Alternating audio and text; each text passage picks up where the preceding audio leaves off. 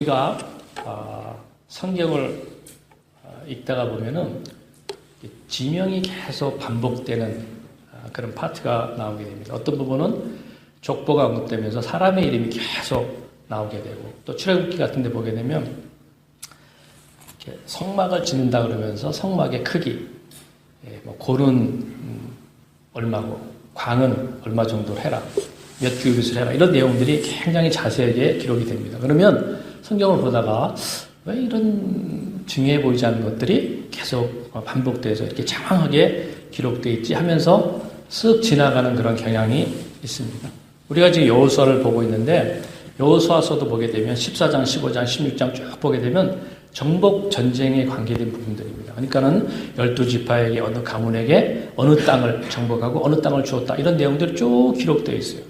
오늘 우리가 16장을 읽었는데 15장만 보더라도 63절까지 있는데 63절의 모든 내용이 지명들이에요. 어느 가문, 어느 지역, 어느 지파에게 어떤 땅을 얻어졌더라, 이런 내용들이 쭉 반복돼서 기록이 됩니다. 왜 하나님이 이렇게 덜 중요해 보이는 이런 지명이나 어떤 사람의 이름 같은 것들을 기록해 놓았을까? 궁금증이 가져지게 되는데, 이런 부분들은 거꾸로 한번 생각해 보는 거예요. 이렇게 한번 생각해 보세요. 예를 들어서 어떤 아버지가 이제 세상을 떠날 때가 다 됩니다. 그러면 자기 자녀들을 다 불러다가 책을 하나, 노트 하나를 딱 꺼내시면서 내가 평생 동안 자수성가해서 모아놓은 땅, 집 같은 것들에 대한 목록이 여기 다 기록되어 있다. 이제 내가 이것을 너희들한테 하나하나 이렇게 설명하고 나눠주려고 한다, 라고 했을 때 그 자녀들이나 며느리 입장에서는요, 그 노트가 얇을수록 좋겠습니까? 두꺼울수록 좋겠습니까? 당연한 거예요. 두꺼울수록 좋은 거예요. 줄 게 많으니까. 하나님께서 이런 여러 가지 정복 지역에 대한 지명과 영토, 이런 것들을 쭉 기록해 놓은 것은 같은 이치입니다. 하나님이 우리에게 주시고 싶은 것이 있어요. 그래서 이것을 내가 이름을 기록하는 이 지역을 반드시 정복하라는 거예요. 내가 너에게 준 거니까 정복해서 그것을 너희뿐만이 아니라 너희 후손까지 대대로 이어가면서 그걸 얻고 거기서 풍성함을 누려라, 라는 의도가 있어서 이런 내용들을 하나하나 기록해 놓은 것입니다.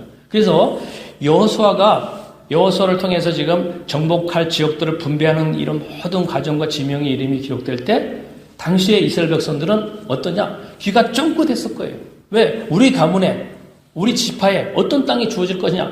얼마나 관심삽니까? 그러니까 굉장히 집중해서 여호수아를 통해서 분배되는 땅의 이름들을 하나하나 봤거든요. 그러면 오늘 이 본문을 대하는 저와 여러분들에게도 하나님이 원하시는 것은 내가 너희에게 줄 것이 있다는 거예요.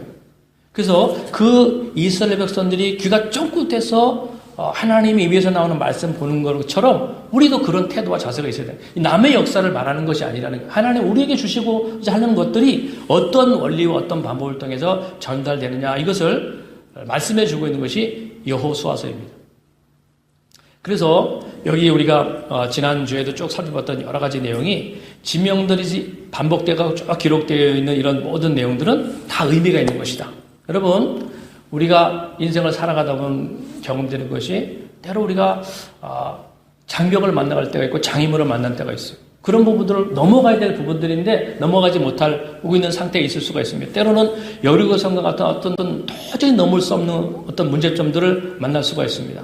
근데 여호수아서를 통해서 하나님 우리에게 말씀하시는 것은 그 모든 땅들은 실력으로 얻어진 것이 아니에요.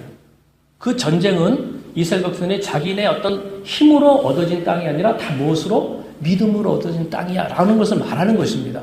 오늘 저와 여러분들이 인생을 살아가게 되면서 만나는 여러 가지 문제점들이 내가 갖고 있는 열심, 노하우, 배경, 힘, 머리, 거기서 얻어지는 것이 아니라는 거예요. 모든 것이 믿음으로 말미암아 여리고성을 넘고, 믿음으로 말미암아 아이성을 정복하고, 믿음으로 말미암아 아도니 세대의 연합군도 넘어갔다, 이것을 말씀하잖아요. 하나님 오늘 저희들에게 첫 번째로 강조하는 것이 믿음으로 너희의 삶의 모든 장애물도 넘어가시는 거야. 그래서 지난주에 여호수아 14장 살펴보게 되면서 하나님이 전쟁을 하고 땅을 얻고 병거를 얻으면 어떻게 하라고 그랬어요? 병거를 불태우라고 그랬어요. 말을 얻으면 말의 힘줄을 끊어버리라고 그랬어요. 환경과 능력으로 너희 인생이 만들어지는 것이 아니야라는 것을 우리에게 각인시키시려고 하나님 그걸 다 끊어버리라고 했습니다. 믿음으로 싸워지는 것이다. 마음속에 새겨두고 정리되고 있어야 될 것들이 사람의 인생의 흥망성쇠는 결국 믿음과 순종에서 결판이 난다는 거예요. 왜 어떤 사람들은 가나안 땅에서 빙빙 돌다 끝나고 왜 어떤 사람은 광야에서 돌다 끝나고 어떤 사람들은 가나안 땅을 얻고 정복하는 이런 삶들이 만들어지느냐?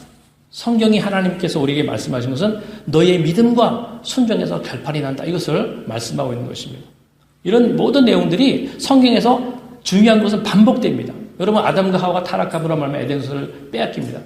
그죠? 그 모든 빼앗긴 원인도 말씀에서 떠남으로 아담과 하와의 인생 가운데 고통이 오게 됩니다. 우리가 크리스찬으로서 신앙생활하여 예배도 드리고 찬송도 드리고 다 합니다. 그런데 가만히 보게 되면 어떤 중요한 일을 선택하고 결정할 때는 다 보게 되면 다 자기 생각과 판단을 쫓아나갑니다. 이 세상에서 배워진 경험이나 지식으로 내 인생을 선택하고 결정할 때가 얼마나 많이 있어요. 하나님 말씀하시는 거 그것 따라가지 말고 하나님이 하실 말씀과 하나님 너에게 주신 말씀 그것을 보고 믿고 쫓아가라. 그래서 사람의 인생은 환경 문제가 아닙니다. 조건 문제가 아니에요. 실력 문제도 아닙니다.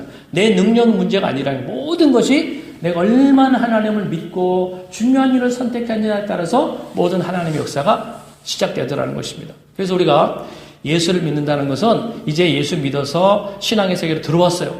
그러면 그때부터 초지일관 끝까지 가는 것이 이것이 하나님은 이것을 우리에게 믿음이라고 말하는 것입니다. 사람이 자기 고집이 얼마나 셉니까? 아무리 우리가 성경 공부하고 예배 시간에 말씀을 들어도 중대한 결정을 할 때는 전부 다 자기 생각과 경험을 쫓아갈 때가 얼마나 많이 있어요. 근데 여호수아서를 쭉 보면서 아주 두 명의 주인공 여호수아와 갈렙이라는 사람을 딱 보게 되면 이 사람들은 하나님의 역사가 어디서 결판이 나는지 그 비밀을 본 사람들이에요. 여호수아도 마찬가지입니다. 모세의 시종자로서 모세를 따라 나가면서 모세가 지팡이를 들어서 홍해가 갈라질 때 많은 사람들은 야 신기하다. 어떻게 저 바다가 갈라지지? 그것만 봤어요. 빨리 건너가자. 그런데 여호수아가 본 것은 그 능력의 근원이 어디서 오는 거예요. 그것이 여호수아가 모세를 40년 동안 옆에서 지켜보면서 본 것입니다. 능력의 근원, 파워의 근원이 어디서 나오냐 이걸 봤어요. 근데 여호수아도 그렇고 갈렙도 그렇고 결국 뭐를 발견하냐면 모든 것의 근원이 모세가 하나님의 말씀을 순종하는 데서 결판이 난다. 이거 하나 본 거예요. 이걸 발견하고 그 다음부터 여호수아도 그렇고 갈렙도 그렇고 철저하게 하나님의 말씀을 순종하면서 거기에서 결판이 나는 이런 삶들을 하나하나 보게 됩니다. 바위를 쳤는데 지팡이로 발을 쳤더니 물이 콸콸콸 나오는 거예요. 물만 본 것이 아니라 하나님의 말씀에 순종했더니 저런 역사가 나오더라. 이것을 광야 생활을 통해서 하나하나 본 것 아닙니까? 가나안 땅에 들어서도 마찬가지예요. 여러분 가나안 정복 전쟁하는 걸 딱 보게 되면요. 어떻게 보면 속곱장난하는 것 같아요. 하나님께서 이스라엘 백성들을 딱 부르더니 여리고 성 앞에서 아무 말 하지 말고 빙빙 돌아. 이른 아침에 애들 다 깨워가지고 빙빙 돌으라는 거예요. 그리고 마지막에 7바퀴 돌아. 이게 뭐 하나님이 애들 데리고 속곱장난하는 겁니까? 무슨 전쟁을 하는데 빙빙 돌아. 돌 때 절대 말하지 마. 떠들지 마. 그런데 여호수아를 가만히 보게 되면 100% 하나님 말씀하신 것에 다 순종하더라는 것입니다. 순종하는데 그때 희한한 역사들이 하나하나 만들어졌다. 이것이 하나님이 여호수아서 말씀을 통해서 우리에게 주시는 말씀이에요. 오늘 저희들이 예배를 드리고 유니피에게 와서 여러 가지 삶을 가지고 다양하게 살아갑니다. 여러분에게는 저나 여러분에게도 다 크고 작은 문제점이 있어요. 가정 안에 있는 문제든지 아니면 생존 정착형의 문제든지 여러 가지가 있습니다. 근데 그 모든 전쟁의 돌파과 승리가 어디서 나오느냐? 세상에 있는 모든 사람들은 뭔가를 열심히 하는 데서 결론이 나오고 해법이 나온 줄 알아요. 그런 하나님 말씀하십니다. 여호수아의 정복 전쟁을 보면서 그 문이 어떻게 열리나를 보라는 거예요. 그래서 이 여호수아서 말씀을 통해서 메시지가 들어와야 돼요. 하나님이 나에게 뭘 지금 말씀하시는지 정복 전쟁의 스토리를 지식적으로 우리에게 무슨 필요가 있습니까? 근데 성령의 감동으로 이 스토리를 들어가는 동안에 내게 필요한 말씀을 주시는 거예요. 여호수아와 갈렙이 본 거예요. 모세를 통해서. 하나님이 가르치셨던 내용들. 가나안 땅으로 들어올 때부터 하나님이 강조했던 말씀이 있습니다. 여호수아서 1장 8절에 보게 되면 이 율법 제국을 내 입에서 떠나지 말게 하며 주야로 그것을 묵상하여 그 안에 기록한 대로 다 지켜 행하라. 그리하면 내 길이 평탄하게 될 것이라. 내가 형통한 하나님이 들어오는 초입법부터 답을 다 얘기했어요. 전쟁으로 나가는데 전쟁의 상황과 상대의 숫자를 보지 말고 내가 너희에게 준 이 율법의 말씀은 날마다 가까이 하고 그것을 마음에 새기고 기록한 대로 지켜 행하라. 그러면 너희 앞길에 장애가 열릴 거야. 하나님 말씀하셨어요. 근데 여호수아가 해보니까 그대로 되는 거예요. 그래서 여호수아가 그 내용들을 하나하나 써놓은 것입니다. 그래서 우리가 신앙생활 하면서 자꾸 얘기해야 될 것들이 이미 나서 우리가 여러 사람들을 많이 만나게 됩니다. 신앙이 있는 사람이든 없는 사람이든 만나게 되면 돈으로 이민생활에 어떤 미래가 만들어지는 것이 아니야. 실력으로 만들어지는 것이 아니야. 사람 의지하지 마. 이런 말들이 구구절절 나와야 돼. 너 그거 의지하다가 넘어진다? 내가 이민 와서 오래 살아보니까 결국 교회 다니고 하나님 말씀 묵상하고 신앙이 자라나가는데 살아보니까 말씀을 쫓아 따라가 나갔더니 생각지 않은 길들이 열려서 내 인생의 미래가 만들어지더라. 이것이 자기 경험을 통해서 계속 흘러나와야 돼. 어떻게 보게 되면요, 우리가 하나님 말씀을 쫓아 나간다는 것이 세상 사람들이 볼 때는 좀 이치에 안 맞아 보여요. 좀 무식해 볼 수 있습니다. 근데 세상에서 말하는 방법하고 성경에서 말하는 방법을 당장은 지금은 좀 어리석어 볼 수 있습니다. 그런데 5년이 지나고 10년이 지나가 봤어요. 그 가정의 미래와 그 개인의 삶 가운데 어떤 결과가 만들어지느냐, 어마어마한 차이가 만들어지게 됩니다. 그래서 성도의 삶 가운데는 자꾸 간증하고 싶은, 입이 근질근질 해가지고 우리 교회도 막 저를 보고 좀 이랬으면 좋겠어요. 목사님, 간증할 시간 좀 주세요. 그런 요청을 좀 했습니다. 주일날은 제가 할 말이 많으니까 주일은 안 되고 금요일 같은 시간에 목사님 좀 간증 좀 하면 안 됩니까? 이런 말들이 많이 나와야 돼요. 하나님 말씀에 순종하게 되면, 그걸 적용하게 되면 반드시 하나님이 문이 열려지고 그 영역을 정복하는 역사들을 일으키겠다 하나님이 약속을 하셨습니다. 그리고 여호수아의 정복 전쟁을 쭉 보게 되면 발견하는 하나의 특징이 있어요. 뭐냐면 하나님이 이스라엘 백성들이 정복 전쟁을 쭉 하게 나가는데 하나님이 스스로 해나가지 않고 이스라엘 백성들과 연합전선 같이 그 전쟁들을 해나가시더라는 것입니다. 눈에는 안 보였지만 여러분, 여호수아나 이스라엘 백성들이 어떤 힘이나 전략으로 전쟁이 이겨졌습니까? 아니에요. 하나님이 함께 하셔서 모든 전쟁이 이겨졌다고 말씀하십니다. 그러니까 특징이 뭐냐면 하나님이 홀로 하지 않고 함께 이스라엘 백성들과 연합해서 그 모든 정복 전쟁이 이루어지도록 해나가시더라는 것입니다. 그러니까 우리 인생도 마찬가지죠. 우리가 인생을 살아나가는데 내 힘으로도 안 돼요. 하나님이 그럼 나는 가만히 있는데 하나님이 알아서 하시는 그것도 아니에요. 하나님이 나와 연합으로 내 인생의 미래가 만들어지도록 끌고 나가시더라는 것입니다. 에덴 동산에서 인간이 스스로 할 수 있는 일이라든지 아니면 하나님께서 홀로 하실 수 있는 일이라면요, 아담과 하와가 타락함으로 범죄하잖아요. 불순종하잖아요. 그러면 딱 제껴놓고 하나님 알아서 다 하시면 돼요. 무너진 것들 없애버려야 될 거 다 없애버리고 하나님이 에덴 동산에서 새 일을 시작하시면 됩니다. 그런데 하나님께서 아담과 하와가 타락하고 불순한 것을 보시고 수천 년의 세월을 기다리십니다. 그 후손들에 의해서 인류 역사가 만들어지는 동안 하나님 계속 기다리시면서 처음 하나님의 계획하셨던 그 일이 완성되도록 하나님이 계속 기다리십니다. 뭐를 말씀하시냐? 하나님 모든 역사는 하나님 혼자 하시는 것이 아니에요. 우리 스스로도 하게 하시는 것도 아니고 하나님과 우리가 같이 연합해서 하나님의 뜻이 실행되도록 이끌어 나가는 것, 이것이 성경 전체가 우리에게 가르쳐 주시는 부분들입니다. 하나님께서 저와 여러분들에게 이민 와서 살아나갈 때 교회를 섬기기 하는 모든 것, 예를 들어서 교회를 섬기는 것도 마찬가지입니다. 우리는 내가 교회를 와서 예배드리고 성경 공부하면서 이렇게 살아가는 신앙생활을 한다고 생각해요. 그러나 우리가 와서 예배드리고 이런 사람 저런 사람을 만나고 기도하는 모든 것 가운데는 하나님이 프로그래밍 돼 있는 것이 있다는 것입니다. 하나님 그 과정을 통해서 나를 연단시키셔서 나와 하나님이 생각이 같아지고 나와 하나님이 가치관이 같이 형성돼서 하나님이 나를 향해 계획하신 그 길로 가도록 하는 하나님 플랜이 계획되어 있는 거예요. 그 플랜 속에서 모든 일이 진행되는 것입니다. 그래서 우리가 예배를 드리면서도 마찬가지예요. 하나님이 나에게 뭘 말씀하실지를 잘 깨닫는 이 과정이 일어나야 됩니다. 우리가 말씀을 들으면서 자기에게 말씀하신 듣고 그것에 순종하라 이렇게 말씀하면은 목사님 저는 사실 그런 게 잘 안 됩니다.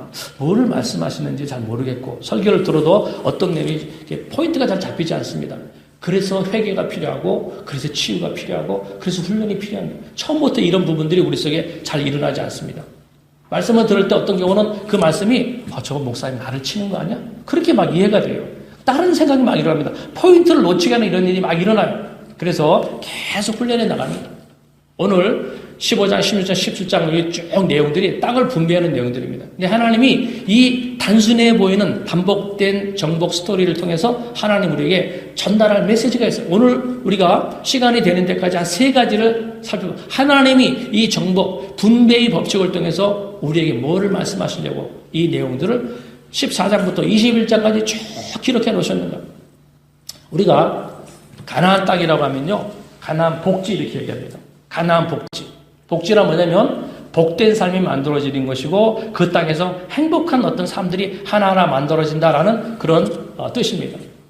근데 하나님이 그런 목적으로 이스라엘 백성들에게 여러 땅을 분배하는데 그 분배도 그냥 하시는 것이 아니라 거기에 어떤 원리가 담겨져 있다는 것입니다. 하나님이 나에게 이민을 와서 나라 나가는데 어떤 영역을 분배해 주시는데 거기에 원칙이 있고 거기에 어떤 원리가 있다는 것입니다. 이 하나님의 원리를 우리가 잘 알아야지만 내가 잘못된 선택을 하지 않아요. 자, 첫 번째로 하나님이 이 땅을 분배하시면서 어떤 원리를 가지고 이스라엘 백성들과 지파에게 분배를 하시냐면 가만히 보세요. 거기 1절에도 표현이 잠깐 나옵니다. 하나님이 분배를 어떤 방법을 쓰셔서 나눠줍니까? 거기 보게 되면 제비뽑기라는 단어가 나오죠. 제비뽑기를 통해서. 이 특이한 겁니다. 여러분, 제비뽑기로 하나님이 땅을 분배했다라고 원리를 말씀하십니다. 그럼 그게 무슨 의미냐는 거예요. 여러분, 제비뽑기를 해보게 되면 제비뽑기는 뭡니까? 제비를 뽑는 것은요, 내 의도가 전혀 들어갈 수 없는 것입니다. 그게 제비뽑기입니다. 내가 계획하고 내가 뭘 원하는 어떤 바람 이런 것이 다 배제된 상태에서 하나님이 땅을 분배했다고 그랬어요. 하나님이 나에게 주시려고 계획해 놓으신 그 땅은 내 생각하고 하나님이 생각한 것하고 전혀 다른 차원에서 진행될 거야 라는 그런 의미가 담겨져 있습니다. 우리는 내 인생의 미래, 우리 가정의 미래를 위해서 많은 계획과 설계를 가지고 그것을 누리고 그것을 성취시킬 거에 애를 써 나갑니다. 근데 하나님이 그 가나안이라는 축복의 땅을 주시면서 첫 번째 의미로 우리에게 가르쳐주고 싶으신 것은 너희의 삶 가운데 내가 계획한 것은 네가 생각하고 있는 것과 네가 판단하고 있는 기준과 다를 거야. 다른 상태에서 시작될 거야 라는 것을 우리에게 말씀하시는 것입니다. 그래서 여러분 구약 성경에 보게 되면 잠언서 16장 9절에 보게 되면 사람이 마음으로 자기의 길을 계획할지라도 그 걸음을 인도하시는 분은 하나님이시다 그러거든요. 내가 계획해서 가는데 그대로 되는 것이 아니에요. 하나님이 탁 틀어서 하나님이 계획하셨던 곳으로 가게 한다는 것입니다. 만일 어떤 사람이 계속해서 고집을 부여요. 끝까지 자기 생각으로 가려고 그래요. 그러면 하나님이 분배하시려고 주셨던 그 땅이 내게서 닫힌다는 것입니다. 복지라는 것이 뭐냐면 내가 지금 가지고 있는 것이 내게 기쁨을 주고 행복을 준다는 의미예요. 많은 땅을 얻었어요. 근데 그 땅을 얻었는데 그 땅에 살면서 너무 스트레스를 받고 고통을 받고 이것 때문에 맨날 부부싸움을 하고 자녀가 다 그냥 세상으로 나가버리고 그러면 많은 환경과 재산이 얻어졌다 할지라도 그게 복지입니까? 아니에요. 땅의 넓이와 상관없이 하나님 내게 주신 복지는 상관없이 기쁨과 평강과 배부름이 계속 만들어지는 상태 이것이 복지인데 이것은 내가 생각하고 계획한 것과 다른 방법으로 하나님이 끌고 나갈 거야 라는 의미가 제비뽑기라는 것을 그 의미 속에 담겨져 있다는 것입니다. 여러분 생각해 보세요. 그럼 하나님이 왜 복지라고 하는 땅을 주시면서 왜 제비뽑기라는 이상한 방법을 쓰셨을까? 여러분 제비뽑기를 실제로 현실적으로 이스라엘 백성 입장에서 생각해 보세요. 이스라엘 땅은 황무지가 많습니다. 그 사막 기후이기 때문에. 그래 목초지라 할 수 있는 좋은 땅은 아주 작은 부분입니다. 근데 땅을 분배해서 줄 때는요, 이걸 다 좋은 땅을 줄 수 없잖아요. 그러니까 어떤 사람에게는 제비를 뽑았는데 좋지 않은 땅이 올 수도 있잖아요. 하나님 말씀하시는 거예요. 내가 너한테 복지를 줬어 라고 얘기하는 것입니다. 그리고 어떤 과정을 거쳐야지만 그것이 진짜 내게 복지가 될 수 있다는 것입니다. 여러분, 하나님께서 저나 여러분들에게 여러 기업과 경영의 어떤 것들을 통해서 가정을 통해서 분배된 땅들이 이민을 살아나갈 때 저와 여러분들이 많이 있습니다. 근데 하나님 그걸 복지라고 얘기하는 거예요. 근데 이게 하나님이 황무지와 같은 땅을 제비 뽑아서 내한테 줘놓고 그걸 복지라고 말하는데 그게 믿어지나? 우리가 볼 때는 아니잖아요. 복지가 아니잖아요. 거꾸로 한번 생각해 보세요. 하나님이 말씀하시는 복지라고 하는 것이 결국 뭐냐면 이 세상 사람들은 물가가 있고 짐승을 먹일 수 있는 좋은 강가 근처에 있는 땅을 1등급 땅, 그래서 복지 이렇게 설명합니다. 그 강에서 점점 멀어져 있는 땅들은요 2등급 3등으로 제일 가고 제일 마지막 강으로부터 완전히 멀어져 갖고 사막만 있는 땅, 돌뿌리만 있는 땅, 예를 들어서 6등급에 단다. 그 6등급의 땅을 제비뽑기를 얻은 사람은 불행해야 돼요. 복지라고 할 수가 없는 거예요. 근데 하나님 말씀하십니다. 1등급의 땅을 얻은 것 사람에게도 하나님이 너에게 복지를 줬어라고 말씀하시고, 내가 볼 때는 사람이 볼 때 6등급 땅 같아요. 그런데 하나님은 내가 너에게 복지를 줬어라고 말을 합니다. 이게 도대체 어떤 기준에 의해서 이 하나님 말씀이 맞아지느냐는 거예요. 여러분, 이스라엘 백성들이 애굽에 살다가 지금 가나안 땅으로 들어오지 않습니까? 애굽에 살 때는 복지 기준이 뭡니까? 물가에 먹을 것이 충분한 이것이 복지였어요.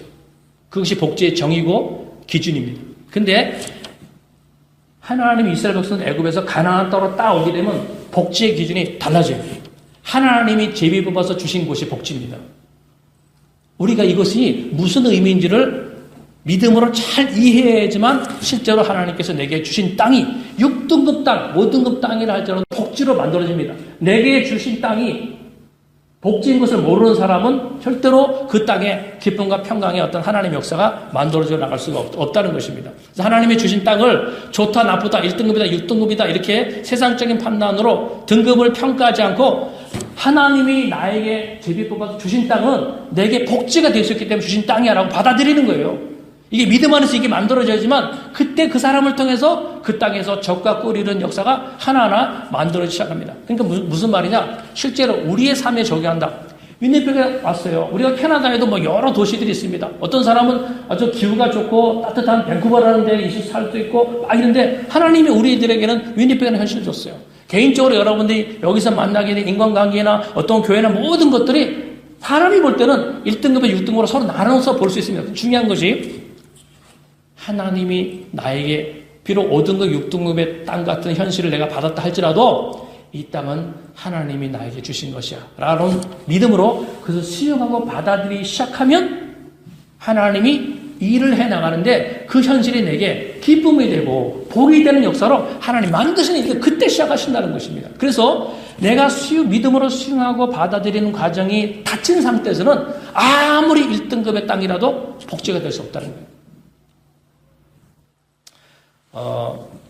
이 부분을 좀 이론으로 설명하면 조금 어렵습니다. 그래서 예를 들어 설명하면 좀 이렇게 설명할 수 있습니다. 여러분, 크라이슬러라고 하는 자동차 회사의 그 유명한 CEO인 아이약 코카? 이름이 좀 이상한데, 아이약 코카라는 사람이 있습니다. 이분이 원래는 포드 자동차의 회사의 사장이었습니다.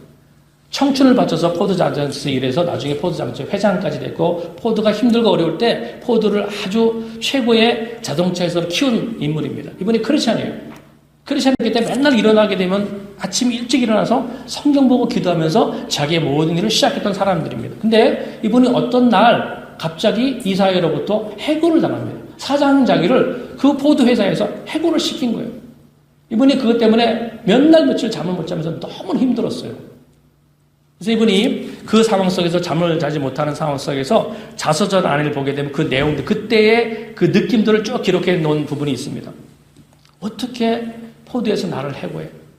그때 너무나 잠을 못 자면서 고민을 하고 있었을 때 이 사람에게는 딱 두 가지 갈림길이 있었대요. 하나는 너희가 나를 잘라? 내가 이 포드를 한번 흔들어 버릴까? 아무리 이사회에서 자기를 잘라도 이 사람이 사장으로 있었기 때문에 포드 회사에 대한 모든 경영 기밀을 다 알고 있어요. 이 사람이 마음만 잡으면 얼마든지 포드를 흔들 수 있습니다.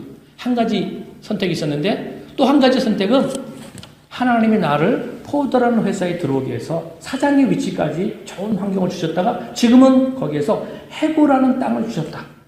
그럼 이것도 하나님 주신 거 아니야? 이 두 가지 갈림길에서 고민을 합니다. 결국 이 사람이 고민을 하다가 그래 하나님은 나에게 분배해서 제비밥 주신 땅이 해고라는 농작물을 기를 수 없는 짐승을 기를 수 없는 땅이지만 이것도 하나님 주신 땅이 라고 믿음으로 받기로 결심을 딱 하고 그 선택을 했습니다. 그리고 나서 얼마 지나지 않아서 그 당시에 우리가 잘 알다시피 다른 자동차 회사 크라이슬러 회사가 다 무너졌잖아요. 완전 부도까지 나와 있는 상태에서 여기서 연락이 오잖아요. 당신은 우리의 회사에 와가지고 이 무너진 우리 크라이슬러를 한번 회복시킬 수 있겠느냐. 당신을 사장으로 임명할 것이고 당신이 원하는 대로 모든 경험을 다 해라. 우리가 다 따라가겠다. 이렇게 얘기합니다. 그리고 연봉을 1불로 계약을 하면서 이분이 그 크라이슬러 회장으로 사장 자리로 가게 됩니다. 거기서 다시가 그 자리도 하나님이 나에게 주신 기업이라고 보고 시작하는 거예요.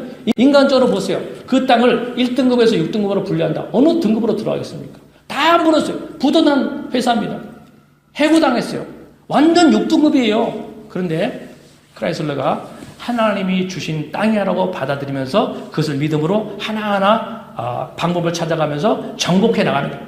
그 경영을 해 나가는 것입니다. 그런데 우리가 알다시피 이 크라이슬러가 이 아야코커가 사장에 대해서 경영 획시를 이룩하면서 엄청난 변화를 통해서 이루는데 딱 5년 만에 모든 회사의 빚을 다 갚고 정부로부터 빚진 거 다 갚습니다. 그리고 해직됐던 모든 크라이슬러의 직원들을 전부 다 복직시킵니다. 엄청난 역사가 크라이슬러 회사 가운데 만들어집니다. 누구를 통해서?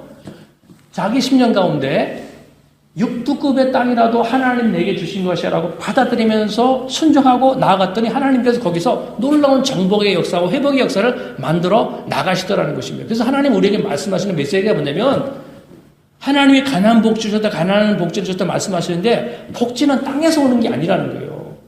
복지를 주셨다는 것은 그 복지에 들어간 사람의 마음에서 만들어지는 거예요. 여기서 시작된다는 것입니다. 만약에 어떤 사람이 주어진 현실을 하나님이 주신 것이야, 제비법에서 나에게 주신 것이야 라는 믿음으로 보는 이 시야가 열리지 않으면 아무리 1등급, 2등급의 땅이라도 그것은 복지가 되지 않아요. 기쁨과 평강이 만들어지지 않고 그 땅에서는 그 사람의 미래를 만들 수 없다는 것입니다. 여러분, 개인적으로 하나님께서 여러분에게 주신 환경들에 대해서 우리가 적용할 것이 무엇인지 한번 잘 생각을 해보세요. 하나님이 어떻게 내 인생 가운데 하나님의 역사가 만들어지게 하는지. 그래서 우리가 첫 번째로 제비뽑기로 주셨다라는 것을 통해서 우리에게 말씀하시는 것은 내게 지금 주어진 모든 현실을 하나님이 주신 것이야 라고 받아들이세요. 그리고 하나님, 이곳에 하나님 은혜가 필요하고 하나님 역사가 필요합니다. 하나님 영광을 나타나고 싶습니다라고 접근하기 시작하는 것입니다. 그때 하나님께서 두 번째 원리를 통해서 우리의 삶 가운데 하나님 역사를 하나하나 만들어 나가기 시작하십니다. 어떤 두 번째 원리가 뭐냐면요. 가만히 보세요. 거기 4절부터 내용을 쭉 보게 되면 하나님이 분배를 해 나가시는데 어떻게 땅을 분배하시냐? 분배를 하려면 땅을 다 정복한 다음에 이제 그 정복 땅에 동쪽은 누구에게, 서쪽은 누구에게 이렇게 분배를 해야 되잖아요. 근데 가만히 보게 되면 아직 전쟁이 끝나지 않았어요. 전쟁 중입니다. 전쟁 중인데 하나님께서 온 지파를 다 모아놓고 저쪽 땅은 누구에게, 저쪽 땅은 누구에게 다 분배를 해 나가요. 그렇게 해서 말씀하시는 것이 그 아직 완료되지 않은 그 땅에 너희가 들어가서 그 땅을 정복해서 그 땅을 복지로 만들어 이렇게 말씀을 해 나가신 것을 보게 됩니다. 그러니까 이 내용을 통해서 하나님이 두 번째로 우리에게 가르쳐주시는 메시지는 복지는 땅에서 오는 게 아니에요. 사람에 의해서 만들어지는 것이다 라는 것을 우리에게 말씀하십니다. 하나님이 내가 위니펙에 이민을 와서 살아가는 모든 가정성에 내가 꿈꾸고 있는 그 적각거리는 아름다운 땅이라는 것은 여건에 의해서 만들어지는 것이 아니라 내가 어떻게 되는 나를 통해서 내 반응과 태도에서 복지가 만들어지는 것이다 라는 것을 생각해 볼 수 있어요. 굉장히 중요한 개념이에요. 여러분, 복지가 땅에서 오는 것이 아니라 사람에게 시작된다는 것, 나로부터 시작된다는 것이 굉장히 우리 이해하고 받아들여야 될 부분들입니다. 예를 들어서 한번 설명을 해보겠습니다. 여러분, 소 중에 황소가 있고 젖소가 있습니다. 둘 다 풀을 먹습니다. 풀을 먹었는데 젖소는 뭐가 나옵니까? 젖소에게서는 우유가 나와요. 젖이 나와요. 근데 황소에서는 뭐가 나옵니까? 황소는 풀을 다 먹으면 뭐가 나와요? 응아가 나와요. 뭔지 알죠? 먹는 건 똑같아요. 그런데 나오는 결과가 다르다는 것입니다. 그럼 다른 거 한번 볼까요? 설탕이 있어요. 설탕을 개미가 먹으면 뭐가 나옵니까? 개미도 설탕을 좋아하는 개미가 설탕을 먹으면 응아가 나옵니다. 근데 그 설탕을 벌이 먹으면 뭐가 나와요? 꿀이 나와요. 하나님이 우리에게 젖과 꿀이는 땅이다라고 어떤 걸 줬는데 똑같은 현실인데 먹는 건 똑같아요. 받은 건 똑같아요. 근데 어떤 사람에게는 응아가 나오는 거예요. 어떤 사람에게는 꿀이 나오는 거예요. 젖과 꿀이 나오는 거예요. 무슨 차이냐는 거예요. 어떤 사람이 지나가는 삶의 자리는요, 불평하고 원망이 나고 갈등이 나고 뭔가 문제점이 자꾸 흘러나오는 그런 사람이 있어요. 근데 어떤 사람이 지나간 자리에는 화평이 만들어지고 기쁨이 만들어지고 하나님이 만들어지게 됩니다. 똑같은 환경이에요. 받은 바 가정도 마찬가지 않습니까? 하나님이 기업으로 주신 가정을 줬어요. 근데 어떤 사람에게는 그 가정 안에서 젖과 꿀이 나고 행복이 나고 쉼이 만들어집니다. 근데 어떤 가정을 보게 되면 똑같이 가정으로 받았는데 그 땅에서 부부 간의 갈등이 나오고 부모와 자식 간의 갈등이 나오고 이런 역사들이 나오는 것입니다. 뭐 때문에 그러냐는 거 하나님께서 우리에게 말씀하십니다. 여러분, 우리가 내가 원하는 그 아름다운 복지 행복한 삶이 어디서 나오는지 우리가 잘 알아야 돼요. 성경을 보세요. 창세기부터 하나님이 뭐라고 말씀하시냐면 아담과 하와에게 하나님 땅을 주십니다. 인간 아담과 하와가 불순종하잖아요. 그러면서 하나님이 말씀하신 내용이 창세기 3장 17절. 혹시 여러분 주보에 제가 이 설교란에 17절을 중에서 써놨습니다. 거기 주보를 보세요. 17절을 한번 같이 읽어볼 텐데 하나님이 뭐라고 말씀하시는지를 잘 보세요. 17절 시작. 아담에게 이르시되 내가 내 아내의 말을 듣고 내가 네게 먹지 말라 한 나무의 열매를 먹었은즉 땅은 너로 인하여 저주를 받고 너는 내 평생에 수고하여야 그 소산을 먹으리라 그랬습니다. 자, 거기 잠깐만 보세요. 땅이 누구 때문에 저주를 받았어요? 아담 때문에. 땅에서 저주가 나왔는데 땅 때문이 아니라는 거예요. 아담 때문에, 아담의 영적 상태에 따라서 그 땅이 저주가 되고 그 땅이 축복도 될 수 있다는 것입니다. 그 하나님의 복지는 환경에서 오는 것이 아니라 마음에서 오는 거라는 거예요. 하나님이 그래서 계속해서 이스라엘 백성들 가운데 이 내용들을 하나하나 설명합니다. 가나안 땅에 들어가서 너희가 여리고성을 정복하면 많은 전쟁 수확물도 얻을 것이다. 근데 거기다 마음 두지 마.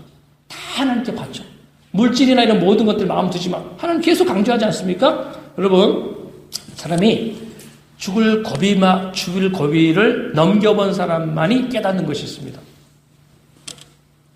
병이라는 것이 생겨지게 되면 다 고통스럽습니다. 병은 한번 중병을 앓게 되면요, 뭐 여러 가지 스트레스를 받고 힘듭니다. 그러니까 병이 생기게 되면 다 우리는 불편하고 고통스럽고 가슴 아픈 거예요.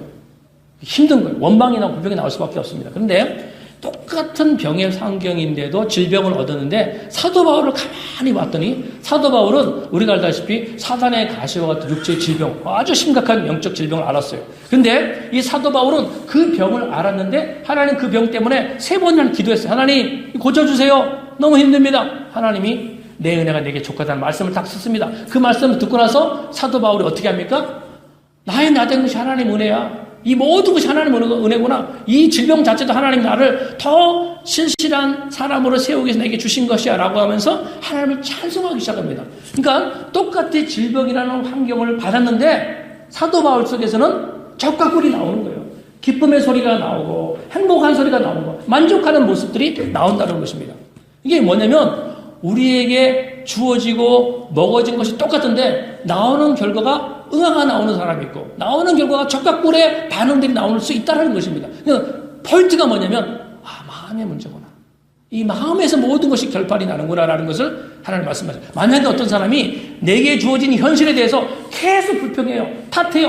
이건 누구 탓하고 이건 누구 때문에 이렇게 됐고 복지가 안 만들어졌어요. 마음의 복지가 만들어지지 않으면 환경의 복지는 영원한 것이 계속 광야를 돌 수밖에 없습니다. 근데 환경은 6등급이에요. 주신 바, 받은 바 환경은 6등급이에요. 근데 그 속에서 하나님 주신 것이야. 하나님 복지는 만드실 거야라고 믿음으로 반응하는 이 마음의 변화가 나타나지 않습니까? 하나님이 새로운 역사를 만들기 시작합니다. 그래서 우리가 하나님 말씀하신 의리를 잘 봐야 돼요. 땅을 주시면 그 땅에서 뭔가가 나오는 줄 아느냐? 그렇지 않다는 것입니다. 예를 들어서 여러분 여호수아서 17장 15절 이게 오늘 본문하고 연결되는 부분들입니다. 요셉 지파에게 준 것인데 요거 성경을 보시고 똑같이 요셉 지파에게 주신 말씀 중에 거기 보게 되면 17장 15절 보세요. 한번 같이 읽겠습니다. 시작. 여호수아가 그들에게 이르되 내가 큰 민족이 되므로 에브라임 산지가 내게 너무 좁을진데 브리스 족속과 르바임 족속의 땅 삼림에 올라가서 스스로 개척하라 하니라 그랬어요. 자, 저를 보세요. 지금 요셉 지파에게 에브라임 지파에게 16장 똑같이 연결되는 것입니다. 땅을 주시는데 너희 그 땅을 스스로 개척해 이렇게 말씀하셨어요. 근데 여기 땅을 개척하라라고 했을 때 히브리 단어가 베레타라는 단어입니다. 땅을 개척해, 스스로 개척해, 베레타해 이렇게 얘기한 거예요. 그런데 이 베레타라는 단어가 어떤 단어에서 파생된 단어냐면 우리가 창세기 1월달에 창세기 말씀 나누면서 바라의 하나님에 대해서 공부한 적이 있습니다. 바라의 하나님, 하나님이 세상을 창조하시는데 다른 창조가 다른 만드는 건 다른 것이 무에서 유를 창조할 때 쓰는 단어가 바라입니다. 아무것도 없는데 하나님만이 하실 수 있는 어떤 걸 만들어내는 것을 바라 창조하셨다는 거예요. 근데 지금 여호수아에게 이스라엘 백성들에게 요셉 지파에게 지금 말하는 것이 너희에게 저 땅을 줄 것인데 아직 정복되지 않았지. 그런데 가서 스스로 개척해라는 단어가 이 베레타가 바라라는 단어 속에서 나온 뜻이에요. 무슨 말입니까? 지금 하나님께서 이 요셉 지파와 에브라임 지파에게 너희가 정복해라고 주시는 그 땅에 가서 개척해라는 말은 거기 적과 꿀이 없다는 뜻이에요. 적과 꿀이 있다라고 한다면 열심히 노력해, 정복해봐, 노력해봐 이렇게 말하죠. 그런데 베레타라는 단어를 쓴 것은 아무것도 없다는 거예요. 아무것도 없는데 너희가 그 땅에 가서 너희 마음 가운데 하나님의 말씀을 믿고 하나님의 영이 들어온 말씀을 너희가 담을 때 너희를 통해서 베레타 개척되는 역사가 만들어질 거라는 것을 말하는 것입니다. 우리가 이민을 와서 경영을 하고 가정을 꾸려가고 자녀를 위한 거 많은 것을 합니다. 하나님이 내게 주신 거라는 마음을 가지고 살아갑니다. 기도합니다. 중요한 개념을 알고 있어야 될 것이 그 계획과 그 열심과 수고에서 복지가 오는 것이 아니라는 거예요. 원래 복지가 없어요. 한 가지가 들어가야 복지가 됩니다. 그 안에 있는 사람이 그 땅에 들어가서 이건 하나님이 주신 것이야 라고 믿음으로 반응하면서 비록 5등급, 6등급 땅을 받았음에도 불구하고 감사하는 거예요. 왜? 하나님 주시니까. 하나님 이루실 역사를 기대하니까 감사하는 거예요. 그래서 감사하고 기뻐하는 거예요. 그 기도하는 거예요. 이 세 가지가 데살로니가전서 5장 18절 19절에 있는 말씀 하나님 뜻이다라고 해서 뭐라고 하나님 말씀하시죠? 우리에게 너희들 이게 하나님 뜻이라고 하시면서 우리에게 요구하신 것이 항상 기뻐해. 어떤 환경이 복지로 주어지든지 기뻐해. 그리고 그 속에서 쉬지 말고 기도해. 하나님 일하실 거예요. 기도해 말씀하셨어요. 그리고 항상 감사해. 자기가 무엇을 하고 배우자가 어떤 모습을 보여도 감사하고 있어. 이것이 바라의 하나님 일하시게 하는 이게 동기라는 것입니다. 그래서 하나님께서 저나 여러분들에게 어떻게 하나님의 복지가 만들어진지 이 분배의 원리를 통해서 우리에게 가르치는 두 번째 원리가 복지는 땅에서 오는 것이 아니라 우리 마음 안에서 만들어집니다. 젖과 꿀이 온다고 그랬잖아요. 젖은 배부름을 상징합니다. 꿀은 행복을 상징하십니다. 내 가정과 내 경영과 내 이민생활 속에 젖과 꿀, 배부름과 행복 이것은 땅에서 오는 것이 아니라 하나님을 받아들인 내 마음 안에서 출발이 된다. 하나님 시작하신다라는 의미를 우리에게 가르쳐 주시는 것입니다. 그리고 세 번째까지를 좀 봐야 돼요. 연결되기 때문에. 세 번째 이 분배를 통해서 우리에게 말씀하시는 것은요. 10절 말씀 보세요. 16장 10절 같이 읽겠습니다. 시작. 그들이 게셀에 거주하는 가나안 족속을 쫓아내지 아니하였으므로 가나안 족속이 오늘까지 에브라임 가운데 거주하며 노역하는 종이 되니라 그랬습니다. 이게 무슨 의미인지를 좀 알아야 돼요. 여기 요셉 지파 가서 막 정보를 해나가는데 게셀이라는 어떤 땅에 거주하는 가나안 족속은 쫓아내지 않았더라 그렇게 얘기하고 있습니다. 그러면서 쫓아내지 않은 이유를 뭐라고 그랬냐? 그 10절 끝에 보세요. 오늘까지 에브라임 가운데 거주하며 노역하는 종이 됐다 그랬습니다. 자 보세요. 하나님이 가나안 땅으로 들여보낼 때 헤렘 그래서 모든 호흡하는 것은 사람이고 애고 어른이고 동물이고 싹 제거하고 있어요. 근데 이스라엘 이 요셉 지파가 그 게셈 땅에 있는 가나안들은 그냥 뒀다 그랬습니다. 왜 그냥 둔 거예요? 하나님 다 없애라고 했는데 왜 그냥 뒀을까요? 거기 10절 맨 끝에 오늘까지 에브라임 가운데 거주하며 노역하는 종이 되니라. 여러분 이 게셀 지역에 살고 있던 이 가나안 사람들은요 힘이 셉니다. 튼튼한 사람이었어요. 튼튼하고 힘이 세다. 뭐가 빨리 떠오릅니까? 비즈니스 하는 사람들은 노동력이 딱 떠오르잖아요. 공짜로 노동할 수 있는 노동력이에요. 노동력은 뭡니까? 돈입니다. 돈과 연결되는 거예요. 이거 다 제거하고 싶은데 그 지역 사람들 보니까 다 튼튼하고 데리고 얼마든지 종으로 삼을 수 있는 거예요. 그러니까 사람이 하나님의 말씀보다 자기 개인적인 어떤 이익이 앞서지게 되면 많은 합리적인 이유를 떠올립니다. 너무 멀다. 아니면 바쁘니까 피곤하니까 지금 접목하지 말고 시간이 지나면 하자. 이렇게 차일피일 미루다가 그 지역에 그냥 눌러 앉아버린 사람들이 됩니다. 그리고 그 사람들을 자기네가 종으로 삼아서 자기네 노동을 위해서 자기의 생계를 위해서 활용하는 사람으로 쓰기 시작합니다. 그럴 수 있어요. 상식적으로 도움이 될 수 있습니다. 근데 우리가 알아야 될 것들이 하나님이 우리에게 말씀하신 것들은 다 이유가 있습니다. 나중에 이 게셀 지역에 있던 사람들에 의해서 어떤 일들이 만들어지느냐? 순종하라고 그러는데 내가 어떤 합리적인 이유를 들어서 순종하지 않잖아요? 여러분, 사람이 암세포가 생깁니다. 몸에 암세포가 생기면요. 암세포가 왜 위험합니까? 암세포는 몸에서 영양분을 막 빼서 먹다가 다른 세포들은 영양분이 없으면 스스로 세포가 죽습니다. 근데 암세포는요, 또 다른 지역으로 옮겨져 나갑니다. 세포를 만들어서 옮겨 붙는 거예요.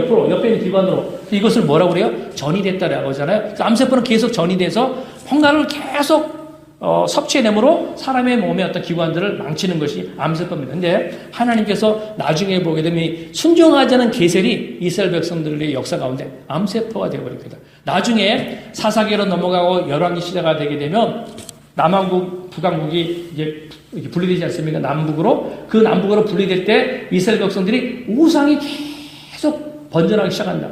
번져나가기 시작하는데 이 우상이 번져나가는 시작이 어디서 만들어지냐? 게셈 땅에서 만들어져요. 제가 그랬어요. 성경에다 열왕기상 12장 25절, 28절 내용을 다 써놨는데 나중에 집에 가서 한번 읽어보세요. 거기 보게 되면 이 여로보암 왕, 북왕국의 초대 왕으로 된 여로보암이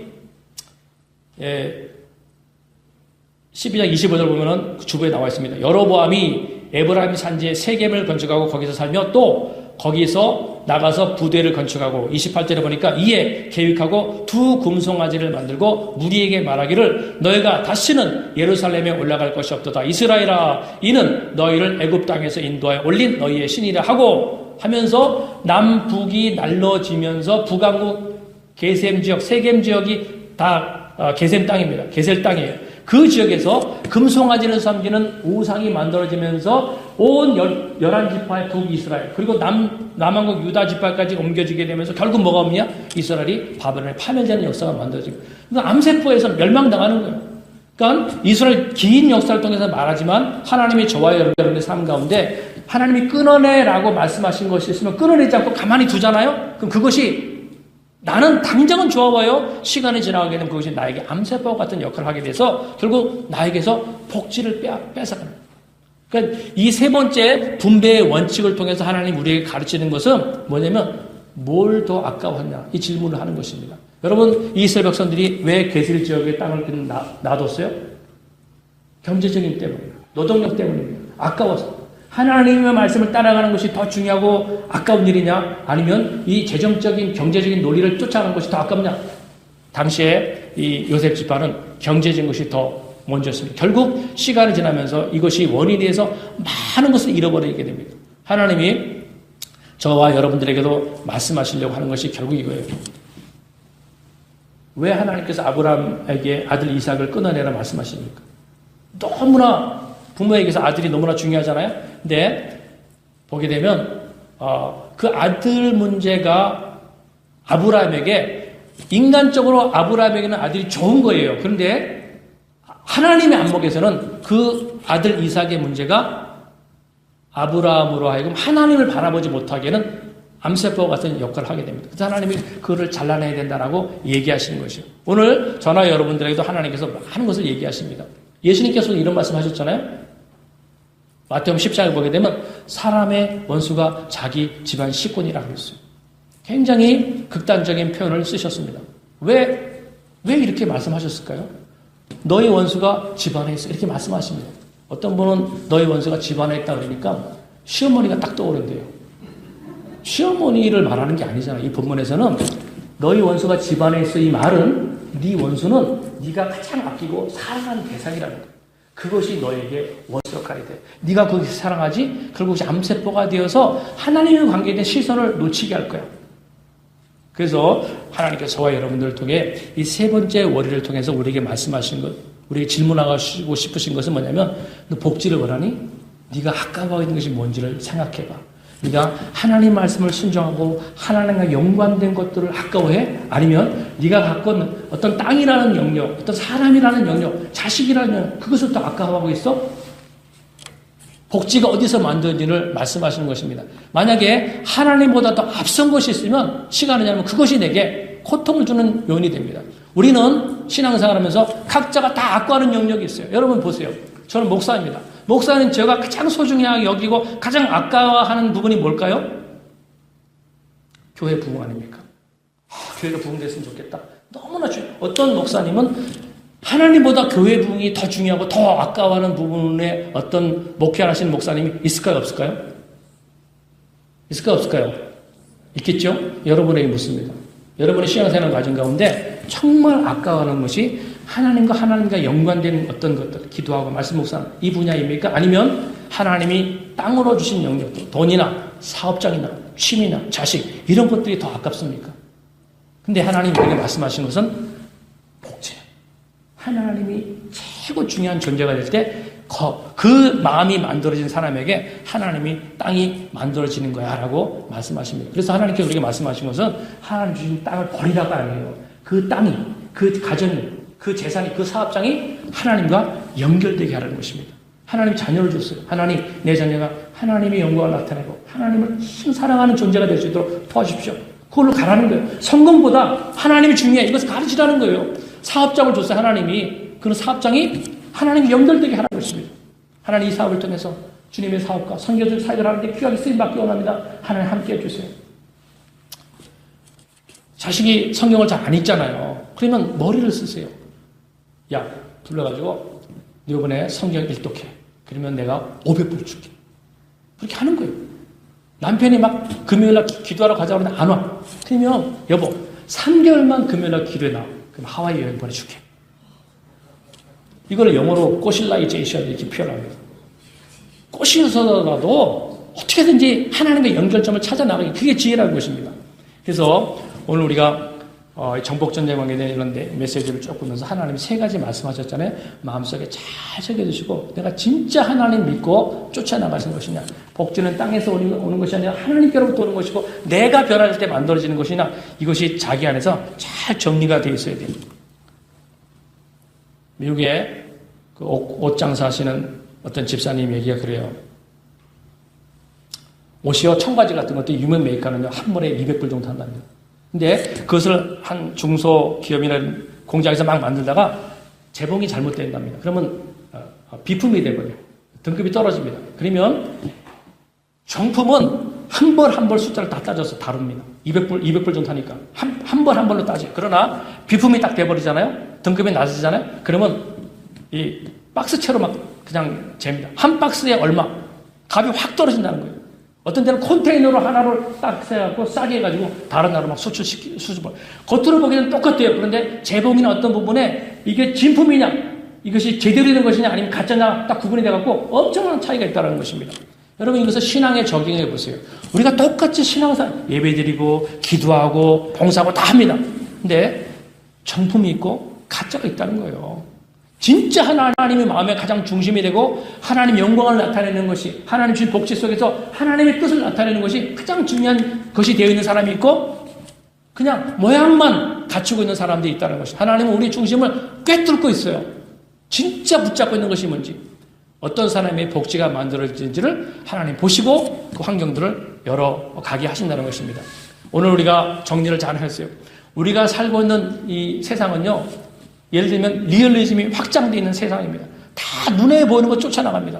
여러분, 예능도 보세요. 예능도 리얼리티 그래가지고 뭐 연예인들의 실제적인 삶을 그대로 다 보여주면서 사람들을 다 좋아하잖아요. 근데 예수 믿어라 그러면 예수를 안 믿어. 왜? 보이는 게 없거든요. 본 게 없으니까. 믿음은 뭐냐? 믿음은 보여지는 것을 쫓아나가는 것이 아니에요. 신앙이 뭡니까? 신앙은 보여지는 것을 쫓아나가는 것이 아니라 믿어지는 걸 따라하는 것이 신앙이에요. 내가 볼 때는 이민을 와서 이렇게 저렇게 살아나갈 때, 야, 이렇게 하는 것이 더 좋아 보여 라고 보이는 것을 쫓아나가죠? 하나님 그것을 믿음이라고 말하지 않습니다. 그 속에 역사되고 있는 하나님의 손길, 이것을 보고 쫓아나가는 것을 믿음이라고 말씀하시는 것입니다. 그래서 오늘 저와 여러분들이 함께 다짐하면서 하나님, 내가 예수 믿는 것이 하나님 주신 기업 속에서 이것이 증거로 드러날 수 있도록 이 속에서 기뻐하고 감사함을 통해서 하나님의 역사와 공급을 경험해서 이것을 통해서 하나님이 살아계신 분이라는 것을 우리 주변에 전달할 수 있는 그런 존재가 될 수 있도록 역사하시고 우리가 섬기는 교회가 이 역사를 감당해 나갈 수 있도록 인도하여 주시옵소서. 이 부분 가지고 이번 한 주간 동안을 계속 기도하시기 바랍니다. 자, 우리 눈을 감으시고 오늘 들은 이 말씀을 가지고 한 두세 가지 정도만 가지고 마음속에 적용할 것들을, 순종할 것들을 찾아서 그 부분을 놓고 하나님, 내 경영과 가정 모든 영역에 이것을 내가 믿음으로 선포하며 한 주간을 순종할 수 있도록 역사해 주시옵소서. 합심해서 통성으로 같이 기도하시겠습니다.